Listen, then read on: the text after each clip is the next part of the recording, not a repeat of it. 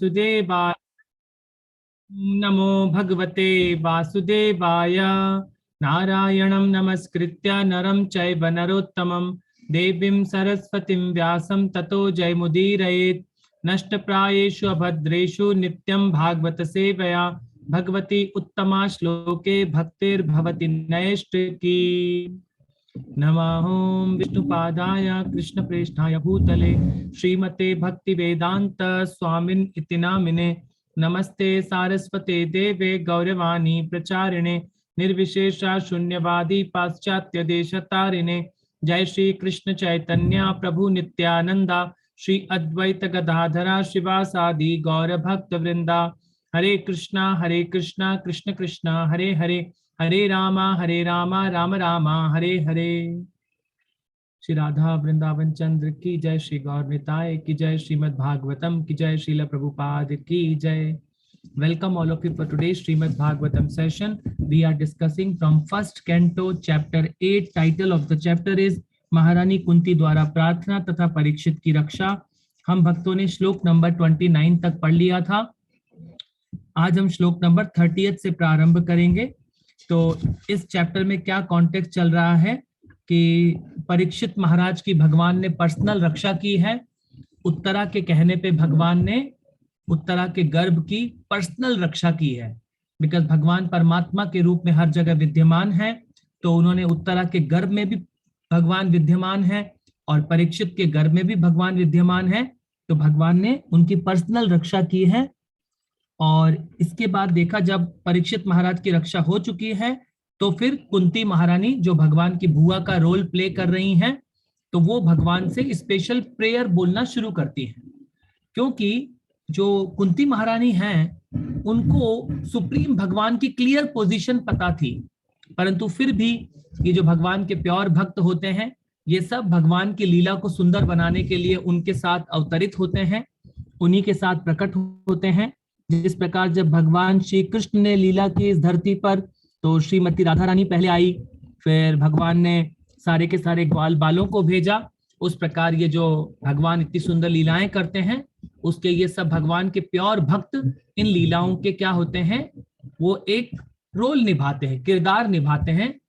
तो ये जो कुंती महारानी है, ये अब भगवान की साक्षात पोजीशन को जानती हैं, इसीलिए कुंती महारानी अब भगवान से इतनी सुंदर प्रेयर्स कर रही हैं। तो कल की जो लास्ट प्रेयर हमने पढ़ी थी, 29 श्लोक का हमने पढ़ा था, तो उसमें कुंती महारानी बोल रही हैं, हे भगवान, आपकी दिव्य लीलाओं को कोई समझ नहीं सकता, क्योंकि वे मानवीय प्रतीत होती हैं और इस कारण भ्रामक हैं। न तो आपको कोई विशेष कृपा पात्र है, न ही कोई आपका अप्रिय है। यह केवल लोगों की कल्पना ही है कि आप पक्षपात करते हैं। तो ये कुंती महारानी क्लियर कर रही हैं, जैसे कि अगर देखा जाए तो पूरे के पूरे महाभारत के युद्ध में अगर ये जो कुंती महारानी बोल रही हैं कि भगवान कभी पक्षपात नहीं करते, भगवान के लिए तो कौरव भी इक्वल थे और पांडव भी इक्वल थे, परंतु कौरवों ने क्या किया था, उन्होंने जितने भी भगवान के धर्म युद्ध के प्रिंसिपल होते हैं उन सबको ब्रेक कर दिया था। तो पब्लिक क्या बोलती है, कई अनजान लोग जिन्होंने पूरी महाभारत को समझा नहीं होता है, वो बोलते हैं देखिए भगवान ने तो सारे रूल तोड़ दिए और पांडवों का साथ दिया भगवान ने तो इवन दुर्योधन को भी सेम अपॉर्चुनिटी दी थी और अर्जुन को भी सेम अपॉर्चुनिटी दी थी। सबसे पहले दुर्योधन को अपॉर्चुनिटी दी थी भगवान ने, जब ये दोनों दुर्योधन और अर्जुन भगवान के पास सहायता मांगने गए, तो पहले एक्चुअली भगवान ने पहले अर्जुन को देखा था, परंतु फिर भी अर्जुन ने क्या बोला, नहीं भगवान पहले दुर्योधन पहले आया है, तो पहले आप दुर्योधन को चांस दीजिए। तो भगवान ने कहा कि मैं इस युद्ध में कोई लड़ाई नहीं करूंगा, मैं इस युद्ध में पार्टिसिपेट भी नहीं करूंगा, तो एक तरफ मैं हूं और एक तरफ मेरी सेना है। तो दुर्योधन देखिए, क्योंकि उसका माइंड ही वैसा है, डिप्लोमेटिक माइंड है, तो दुर्योधन ने क्या चूज किया कि भगवान जब ये लड़ेगा ही नहीं कृष्णा, तो ये मेरे किस काम का है, तो उसने भगवान की सेना को चूज किया। और एक तरफ जो अर्जुन ने कहा भगवान कुछ भी हो आप मेरे साथ रहिए, तो ये होते हैं भगवान के भक्त। तो इसमें भगवान ने कोई पक्षपात नहीं किया, भगवान के लिए तो दोनों संतानें इक्वल हैं, इवन वो कौरव और इवन पांडव, भगवान के लिए दोनों इक्वल थे। भगवान ने हर दृष्टि से दोनों को समान सहायता प्रदान करी। तो इस प्रकार से भगवान बताते हैं यहाँ पे कुंती महारानी बोल रही हैं कि आपकी इन लीलाओं को, दिव्य लीलाओं को कोई नहीं समझ सकता। तो भगवान तो एक छोटे से बाल रूप में लीलाएं कर रहे थे, जैसे कि आपका छोटा सा एक बच्चा होता है घर में, और वो जैसे जन्म होता है हम उसके साथ कैसे खेलते हैं, तो यशोदा माँ तो भगवान के साथ एक बाल रूप में ही खेल रही थी। यशोदा माँ एग्जैक्टली वैसे ही रोल प्ले कर रही थी जैसे एक माँ अपने बच्चे के साथ रोल प्ले करती है। तो भगवान की इन सुंदर लीलाओं को कोई नहीं समझ सकता, क्योंकि ये सारी दिव्य लीलाएं होती हैं और भगवान अपने भक्तों को रिझाने के लिए, अपने भक्तों को एक प्रेम का एंजॉयमेंट देने के लिए और इन सब आत्माओं को बताने के लिए कि उनका मेरे साथ क्या संबंध है, इसलिए भगवान बार बार आते हैं और इन सुंदर लीलाओं को इस धरती पर, इन सारी प्रक्रियाओं को करते हैं। आज हम अगले श्लोक से प्रारंभ करेंगे, जो कि है श्लोक नंबर 30। तो श्लोक नंबर 30 का तात्पर्य पढ़ने के लिए मेरे साथ आ जाइए साथ में। कौन पढ़ेंगे श्लोक नंबर 30 को?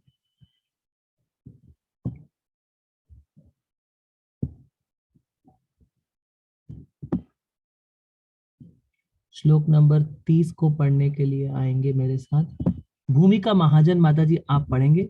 आप अपनी बुक के साथ पढ़िए, मैंने आपको अनम्यूट किया है। भूमिका महाजन माता जी। हरे कृष्णा प्रभु जी, हरे कृष्णा। आप अपनी बुक अपने साथ रखिए। अब मैं इसका पहले मैं श्लोक पढ़ूंगा, then I will explain and then you read out the purport. अब देखिए क्या बोल रहे हैं कुंती महारानी, क्या बोल रही हैं। जन्म कर्म च विश्वात्मा अज्ञाजस्य कर्तुरात्मनः तिर्य नशितु यादसु तद्दत्या विडंबनम। वो बोल रही हैं, हे विश्वात्मा, यह सचमुच ही चकरा देने वाली बात विडंबना है कि आप निष्क्रिय रहते हुए भी कर्म करते हैं और प्राण शक्ति रूप तथा अजन्मा होकर भी जन्म लेते हैं।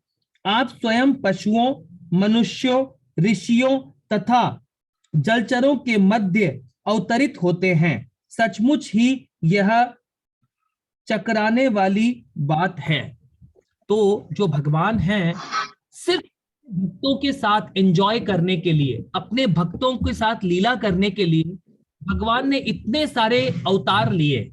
अगर जब हम श्रीमद् भागवतम का ये हम जब हम चैप्टर पे थे तो हमने देखा था कि भगवान ने इतने सारे अवतारों का उसमें चर्चा हुई है। भगवान ने कूर्म का अवतार लिया, भगवान ने मछली का अवतार लिया, भगवान ने परशुराम का अवतार लिया। भगवान इस प्रकार अनगिनत अवतार लेते भक्तों के साथ लीला। यहाँ पर कुंती महारानी बोल रही है तो ये सब भगवान की लीलाएं कैसी हैं? चकराने वाली हैं। तो सुप्रीम भगवान जो हम सब पूरी दुनिया को क्रिएट करते हैं, उनको मछली का अवतार लेने की क्या जरूरत आ गई? उनको एक बोर का, जो एक पिग जैसा अवतार होता है, बोर जैसा अवतार लेने की क्या जरूरत आ गई? तो यहाँ पे कुंती महारानी बोल रही हैं कि ये जो भगवान, ये सुप्रीम भगवान की लीलाएं कैसी है? सारी चकरा देने वाली हैं। सोचिए, भगवान ने एक मछली बनकर भगवान अवतरित हुए थे सतयुग में, और फिर उस मछली ने सत्यव्रत मुनि को पूरे वेदों का ज्ञान दिया। तो क्या मछली पूरे वेदों का ज्ञान दे सकती है? नहीं दे सकती। ये सारे कार्य कौन कर सकते हैं? भगवान क्या है? अनलिमिटेड पर्सनालिटी है, वो कुछ भी कर सकते हैं, माइंड से सोच नहीं सकते, वो सब भगवान कर सकते हैं। भगवान को समझने के लिए हमारे पास क्या है ना, वैसे रैम नहीं है। जैसे मान लीजिए, ये जो एक गूगल एक कंपनी है, गूगल कंपनी को इतना ह्यूज डेटा है, पूरे संसार में जो ये जितनी भी धरती है, यहाँ जितनी भी ज्ञान डिस्कस होता है सब गूगल के पास सेव हो जाता है जाकर। तो गूगल के पूरे डेटा को एक्सेस करने के लिए हमें लाखों लाखों जीबी की रैम चाहिए, तब जाके। मगर ये सोचिए, ये तो एक छोटी सी पृथ्वी है। पृथ्वी के बाद ये अगर हम देखें तो थोड़ा एक ब्रह्मांड होता है, फिर ये बहुत बड़ा यूनिवर्स है, ऐसे बहुत सारे बिलियन ट्रिलियन यूनिवर्स हैं। इन सब का नॉलेज एक्सेस करने के लिए दुनिया में हमारे पास माइंड नहीं है। सोचिए, हम तो खाली इस एक पृथ्वी की पूरी नॉलेज को एक्सेस नहीं कर सकते इस माइंड से, तो भगवान को कैसे एक्सेस करेंगे हम? हमारे पास वो कैपेसिटी नहीं है कि हम भगवान को समझ सकें। मगर ये तो जो भगवान के प्योर भक्त होते हैं वो बहुत दयालु होते हैं। जैसे Prabhupada ji is very very merciful. Prabhupada ji क्या करते हैं, इस धरती पर आते हैं और हमें सिस्टमैटिक तरीके से इस भक्ति में इनिशिएट करते हैं, ताकि हम समझ सकें भगवान और हमारे बीच का संबंध क्या है, उनके साथ हमारा रिश्ता क्या है, कृष्ण के साथ। तो वो कृष्ण को हमें एक्सप्लेन करने का, जैसे प्रभुपाद जी अमेरिका में गए तो वो सारे के सारे हिप्पीज, यंग लड़के लड़कियां थे, उन्हें भगवान के बारे में कुछ नहीं पता था। उन्हें यह भी नहीं पता था कि कृष्ण कैसे दिखते हैं। जैसे हम सबको तो यहाँ पे अवेलेबल है, कृष्ण की सुंदर पिक्चर है हमारे पास कि कृष्ण ऐसे होते हैं, श्रीमती राधा रानी ऐसी हैं, और उनके पास कुछ नहीं था। परंतु भगवान के प्योर भक्त इतने दयालु होते हैं कि वो धीरे धीरे करके प्रभुपाद ने वेस्टर्न वर्ल्ड में भी क्या कर दिया, भगवान की भक्ति को स्थापित किया। क्योंकि प्रभुपाद बहुत दयालु होते हैं। वहां पे प्रभुपाद ने जो जो माताएं थी, जो विमेन होती हैं, उन विमेन को भी क्या किया, भगवान की पूजा करने में लगा दिया। क्योंकि प्रभुपाद क्या थे, एक प्रैक्टिकल आचार्य है प्रभुपाद। प्रभुपाद ने जैसे कि माताओं को भी मंदिर में आरती करने में लगाया, क्योंकि उन्होंने, प्रभुपाद क्या जानते थे, अगर ये माताएं भी सुबह उठ के 16 माला जप कर रही हैं तो she is not a main and women body. आत्मा का कोई वो नहीं होता है, आत्मा का कोई जेंडर नहीं होता है। ये जेंडर सिर्फ हमें एक कर्मों के हिसाब से मिल गया है। तो जो ये प्रभुपाद होते हैं, ये हमें भगवान को भी समझा देते हैं कि भगवान कैसे हैं, क्योंकि ये उस स्पिरिचुअल वर्ल्ड से आते हैं। ये हमें चाहते हैं, ये जो प्योर डिवोटीज चाहते हैं कि हम किसी भी तरीके से इस भगवान की डिवोशनल सेवा में लगे और इस भौतिक संसार से निकलें। इन आत्माओं को रिक्लेम करने के लिए प्रभुपाद जैसे ग्रेट आचार्य इस धरती पर आते हैं। तो यहाँ पर कुंती महारानी बोल रही हैं कि जो भगवान की सुंदर लीलाएं हैं, ये कैसी हैं, ये चौंका देने वाली हैं। अचरज लीलाएं करते हैं भगवान इस धरती पर आकर। भगवान ने गोवर्धन को उठा के खड़े हो गए थे, 7 दिन तक एक उंगली पर उठा के बैठ गए। ये कौन कर सकता है ये सब? ये अद्भुत लीलाएं हैं। और इसको ये जो कर्मी होते हैं, जो कर्मी व्यक्ति होते हैं, जिनको कोई आइडिया नहीं होता, जो भगवान का कोई नाम जप नहीं करते, वो सिर्फ अपने आप को शरीर समझते रहते हैं, कि जितने भी बड़े बड़े ग्रेट साइंटिस्ट हैं, ये भगवान को कभी नहीं समझ सकते, इन भगवान की लीलाओं को कभी नहीं समझ सकते। ये इसके लिए तो हमें कौन समझ सकता है, जो भगवान का एक प्योर भक्त होता है। इसके लिए एक छोटी सी स्टोरी है, आप सब भक्तों ने बहुत बार सुनी है, मैंने बहुत बार सुनाई है, मैं फिर से रिपीट कर रहा हूं उसको। जैसे कि एक जो कुएं वाला मेंढक होता है, वो क्या करता है, कुएं में ही जन्म लेता है और वो पूरा जीवन उस कुएं में ही अपने को बिताता है। पर एक दूसरा मेंढक प्रशांत महासागर से उस कुएं में आकर कूद जाता है। जब दोनों का दोस्ती होता है, तो जो कुएं वाला मेंढक है, डॉक्टर फ्रॉग, ये पूछता है जो ओशियन से आया है मेंढक, कि तुम कहाँ से आए हो? वो बोलता है कि मैं महासागर से आया हूं। तो ये जो मेंढक है, ये बोलता है, ये महासागर क्या होता है, क्या मेरे कुएं से डबल है? बोलता है नहीं, वो बहुत बड़ा है। 4 गुना? बोलता है नहीं, बहुत बड़ा है। बोलता है 10 गुना? बोलता है नहीं, बहुत बड़ा है। क्योंकि इस कुएं वाले मेंढक ने अपना पूरा जीवन कहाँ बिताया होता है, इस कुएं में ही जन्म होता है, और वो इस कुएं में ही रहता है, कुएं को ही समझता है। इस कुएं से बढ़कर उसने कुछ नहीं देखा था। ऐसे ही हम जो हैं, हमारी इस जो डेली की प्रक्रियाएं हैं, भले वो अमेरिका के व्यक्ति हों या यूरोप के व्यक्ति हों, उन्होंने सिर्फ ये 4 प्रकार के कार्यों में ही अपने जीवन को व्यस्त रखा होता है। वो क्या है? आहार, निद्रा, भय और मैथुन। ये 4 प्रकार की क्रियाओं में सब लोग व्यस्त हैं कि हमें कहाँ रहना है और कहाँ खाना है।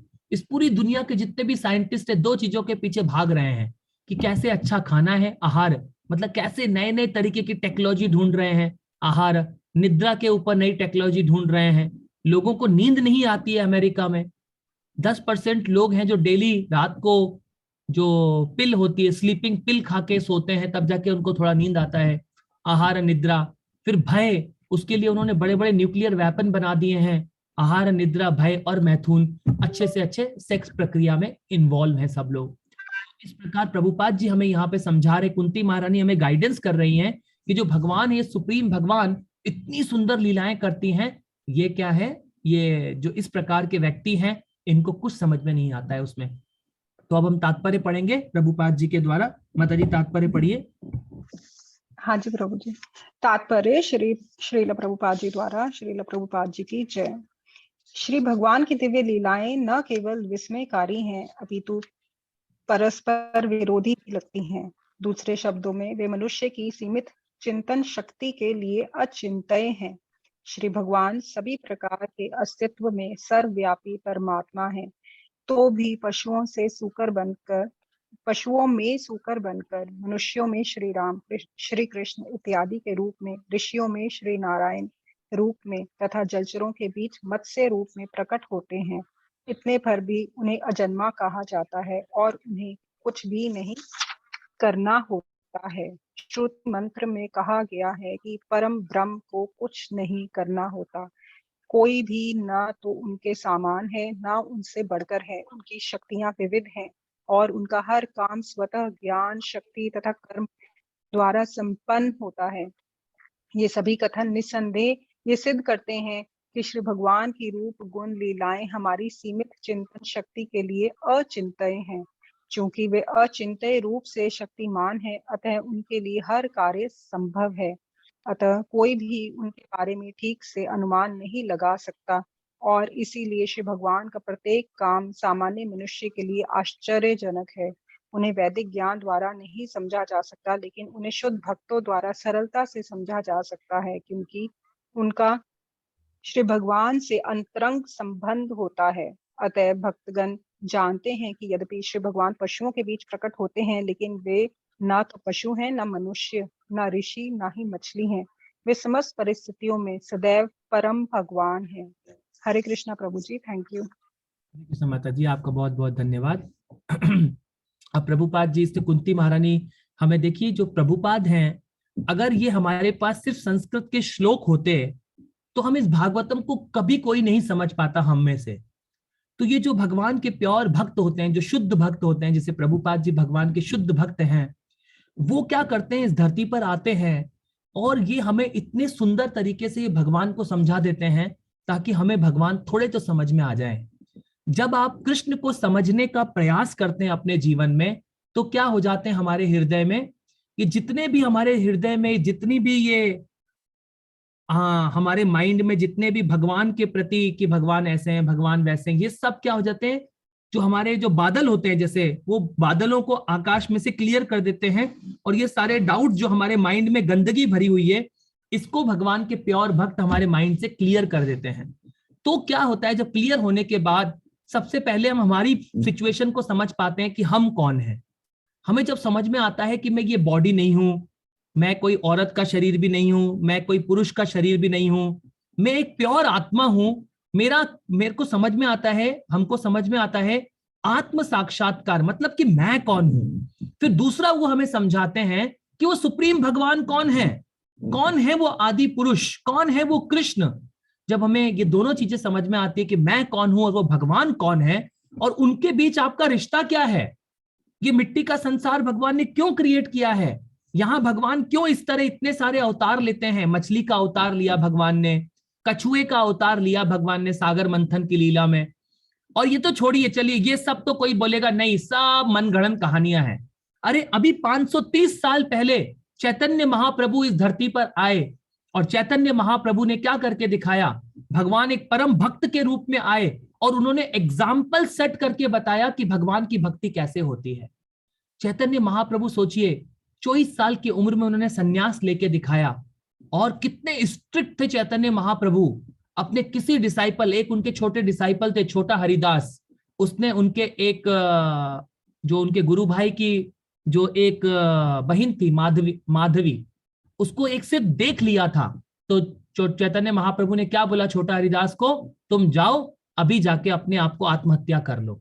और फाइनली वो छोटा हरिदास जाके पानी में डूब गया। तो भगवान क्या एग्जाम्पल सेट करते हैं कि भक्ति के क्या एग्जाम्पल होते हैं। तो चैतन्य महाप्रभु बड़े, जो प्रताप रुद्र राजा, इतने बड़े राजा थे, वो चैतन्य महाप्रभु से मिलना चाहते थे, परंतु प्रताप रुद्र को भी चैतन्य महाप्रभु ने मना कर दिया था कि नहीं, आप मुझसे नहीं मिल सकते। तो चैतन्य महाप्रभु इस धरती पर आए और चारों तरफ ट्रैवल किए चैतन्य महाप्रभु, सबको इस भगवान के नाम में इन्वॉल्व किए। और उससे भी बड़ा चमत्कार देखिए भगवान के भक्त ने कैसे किया। प्रभुपाद इस धरती पर एक ह्यूमन बॉडी में ट्रैवल कर रहे थे, भगवान के एक प्योर भक्त, वॉकिंग डीटीज है प्रभुपाद, पूरे धरती पर ट्रैवल किए प्रभुपाद, और सबको क्या कर दिया, कृष्णा कॉन्शियस मिशन को स्थापित किया प्रभुपाद ने, ताकि हम सब जो आत्माएं हैं, जितने भी आत्माएं इस कृष्णा कॉन्शियसनेस में, और प्रभुपाद ने ये क्या कर दिया, प्रीचिंग ऑर्गेनाइजेशन को एस्टेब्लिश कर दिया, ताकि क्या कर सकें, हम सब मिलकर इस भगवत गीता भागवतम को पढ़ें और समझें, और क्या हो सके, भगवान की रियलिटी को समझ पाएं कि भगवान कौन है। नहीं तो ये सब मायावादी लोग हमें क्या समझाते रहेंगे कि भगवान तो एक लाइट है, भगवान तो एक मिट्टी है, भगवान तो कुछ होते नहीं है, भगवान निराकार है। ये सब इस तरह हमें भगवान को समझाते रहेंगे और हम सब पुलिस की तरह हमारा ये ह्यूमन बॉडी हाथ से निकल जाएगा। तो ये भगवान के प्योर भक्त की कृपा होती है, और ये कुंती महारानी की कृपा है कि कुंती महारानी ने इतनी सुंदर प्रेयर हमें दी है। अब हम अगले श्लोक पर चलते हैं, जो कि है श्लोक नंबर 31। श्लोक नंबर 31 का तात्पर्य पढ़ने के लिए मेरे साथ आइए। बहुत सुंदर श्लोक है। श्लोक नंबर 31 मेरे साथ पढ़ेंगे।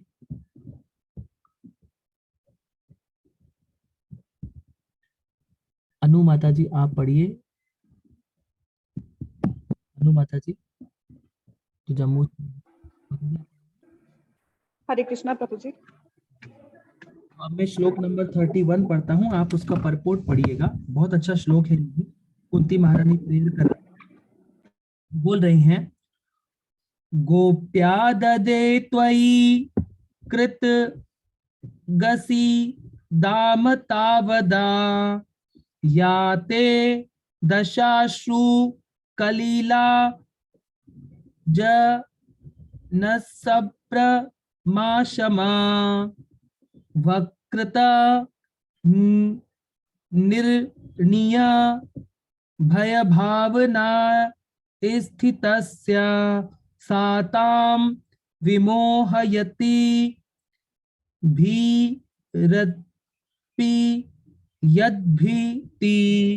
बोल रही है, हे कृष्ण, जब आपने कोई अपराध किया था, वो बोल रही है, हे कृष्ण, जब आपने कोई अपराध किया था, तब यशोदा ने जैसे ही आपको बांधने के लिए रस्सी उठाई, तो आपकी व्याकुलता आंखें अश्रुओं से दबदबा आई, जिससे आपकी आंखों का जल धुल गया, आंखों का काजल धुल गया। यद्यपि आपसे साक्षात काल भी भयभीत रहता है, फिर भी आप भयभीत हुए यह दृश्य मुझे मोहग्रस्त करने वाला है।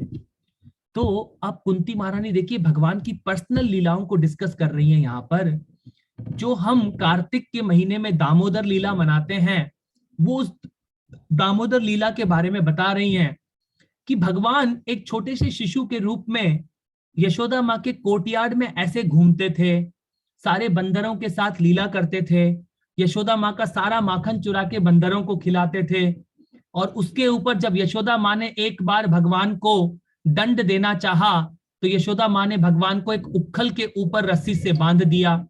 जैसे ही भगवान के पीछे वो भाग रही थी, तो भगवान को क्या आंखों से आंसू आने लगे, आंसू आने लगे तो उनका काजल धुलने लगा।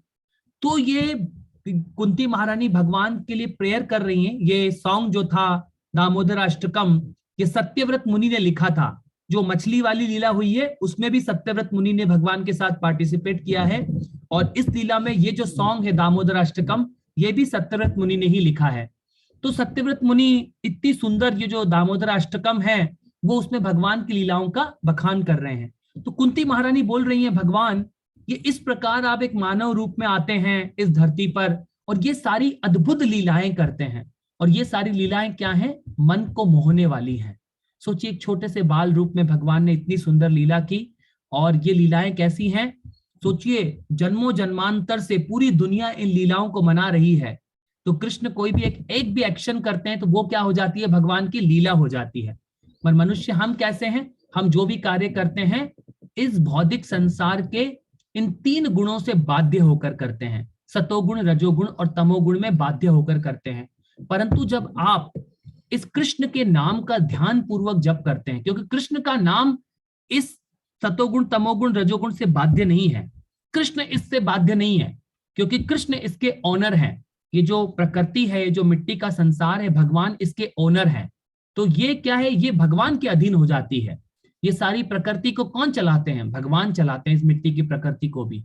तो यहाँ पे कुंती महारानी हमें बता रही हैं कि भगवान ये इतनी सुंदर लीलाएं करते हैं। आइए हम इसका तात्पर्य पढ़ते हैं। माता जी, आप इसका तात्पर्य पढ़िए।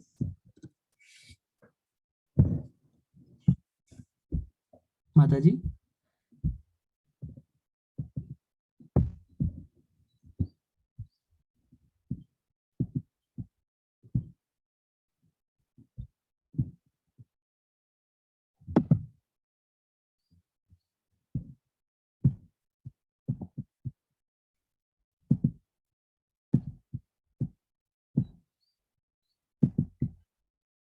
माता जी पढ़िए। नहीं माता जी आई थिंक चली गई, आई थिंक एग्जिट हो गई माता जी।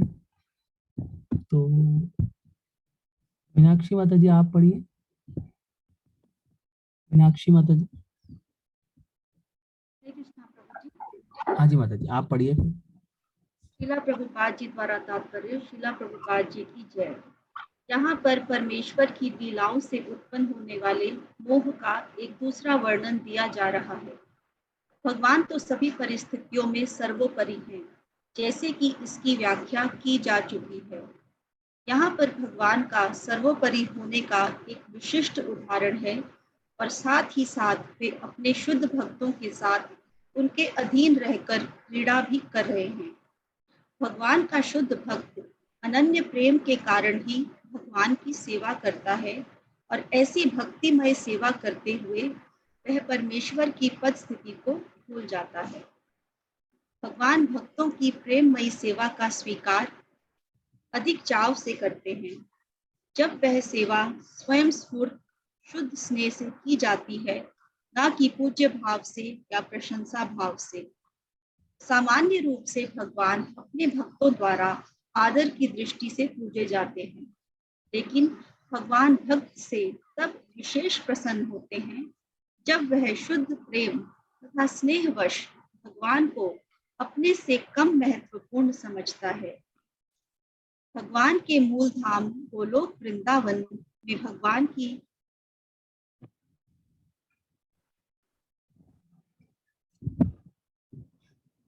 भगवान के मूल धाम गोलोक वृंदावन में भगवान की सारी लीलाओं का आदान प्रदान इसी मनोभाव से होता है। कृष्ण के मित्र उन्हें अपने ही जैसा एक मानते हैं, वे उन्हें आदरणीय महत्व के नहीं मानते। भगवान के माता पिता जो सभी शुद्ध भक्त होते हैं, उन्हें केवल एक बालक मानते हैं। भगवान अपने माता पिता की प्रताड़नाओं को वैदिक स्तोत्रों द्वारा की गई स्तुतियों से बढ़कर आनंददायी मानते हैं। इसी प्रकार वे अपनी प्रेमिकाओं के उल्लाहनों को वैदिक स्तोत्रों की अपेक्षा अधिक रुचि से सुनते हैं। जब भगवान श्री कृष्ण इस धराधाम में मूल गोलोक वृंदावन के दिव्य जगत की नित्य लीलाओं को जन सामान्य के आकर्षण के लिए प्रकट करने के निमित्त उपस्थित थे, तो वे अपनी बालक माता यशोदा के समक्ष विलक्षण विनीत भाव प्रकट करते रहे। वे अपनी बालोचित क्रीड़ाओं से यशोदा माता द्वारा एकत्र करके रखे गए माखन की मटकी तोड़कर उसका सारा माखन बर्बाद कर देते थे, और उसे मित्रों तथा संगियों में, यहाँ तक कि वृंदावन के प्रसिद्ध बंदरों में भी बांट दिया करते थे। और वे सब भगवान की इस दानशीलता का लाभ उठाते थे। जब यशोदा यह देखती तो वे शुद्ध प्रेम वश इस दिव्य बालक को अपने दंड का दिखावा करती। वे रस्सी लेकर धमकाती कि वे उन्हें बांध देगी, जिस प्रकार की सामान्य घरों में किया जाता है। माता यशोदा के हाथ में रस्सी देखकर भगवान अपना सिर नीचे करके सामान्य बालक की भांति रो पड़ते, और उनके अश्रुओं से उनकी सुंदर आंखों में लगा काजल धुलकर कपोलों पर ढुलक पड़ता। कुंती देवी ने भगवान के इस रूप की पूजा की, क्योंकि वे उनकी परम स्थिति के प्रति सचेष्ट थी। जिनसे साक्षात भय भी भयभीत रहता है, वे भगवान अपनी माता से भयभीत हैं, क्योंकि माता उन्हें सामान्य तरीके से दंडित करना चाह रही थी। कुंती को भगवान की श्रेष्ठ स्थिति का पता था, लेकिन यशोदा को नहीं था। अतएव यशोदा की स्थिति कुंती की स्थिति से श्रेष्ठ है। माता यशोदा को भगवान उनके शिशु रूप में प्राप्त हुए थे और भगवान ने उन्हें भुलवा दिया था कि उनका बालक साक्षात भगवान है।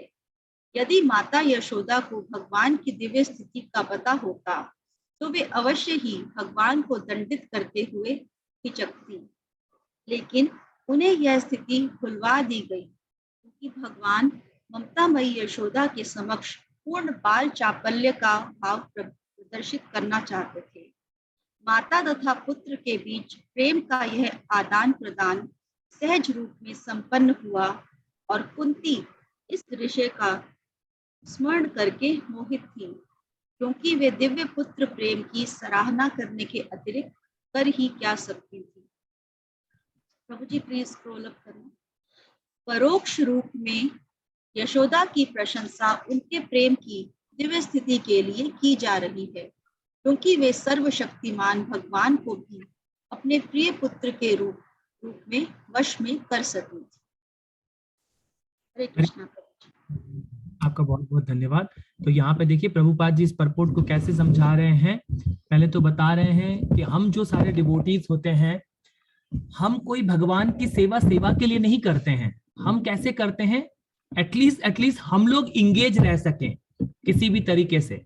मगर जो भगवान के प्योर भक्त सेवा करते हैं, जैसे ये प्रीचिंग मिशन है, हम लोग प्रचार करते हैं भगवान के नाम का, सबको जाके जप सिखाते हैं और भगवत गीता भागवतम पढ़ते हैं। हम क्या करते हैं, हमारे प्रोटेक्शन के लिए सब करते हैं।